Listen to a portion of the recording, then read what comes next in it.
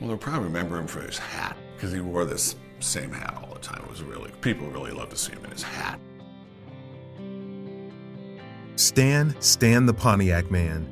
You knew it was coming, so we might as well lead with it. Stan Olsen, talk about your American success stories. Immigrated from Denmark when he was 5 years old. Lost his father during the Great Depression.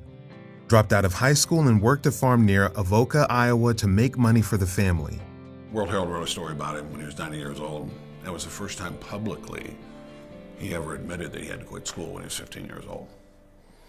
And he was always really embarrassed by that. And I would say to him, what are you talking about? You know, why would you be embarrassed? Look what you've accomplished. You've helped so many people. You've been involved in so many things that you've done. But that's just always troubled him. You know, but his dad died, so he had to go do the work on the farm, because they were farmers at that time over in Iowa. During World War II, Stan served as a B-29 gunner in the Army Air Corps and afterward took on work as an electrician.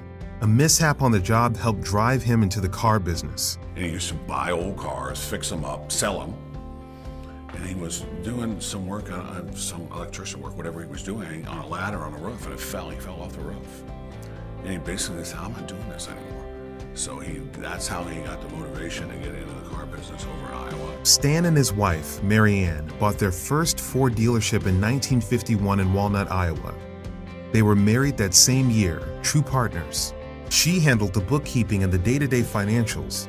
He handled the retail customers. They worked hand in hand for years and years and years, and both contributed, both worked a lot of hours. It was truly the two of them together. The Olsens added dealerships in Harlan, Iowa, and then Council Bluffs before expanding into Omaha in 1958. Stan Olsen Pontiac at 27th and Farnham. Stan the Pontiac Man. He loved the people, whether it was all the people that worked with us or all of the customers. He just loved the people. In 1972, Stan and Mary Ann bought 16 acres near Westroads Mall, land that would become home to Stan Olsen Auto Group. At its peak, the Auto Group sold 14 auto brands, domestic to exotic, and employed 425 people. Success never went to Stan's hat-covered head. He wasn't very impressed by himself, if that makes sense. You know, he just, he didn't value things that way. And I mean, he liked what he did. He loved the car business. He loved being around the people. And that's what motivated him, drove him all the time.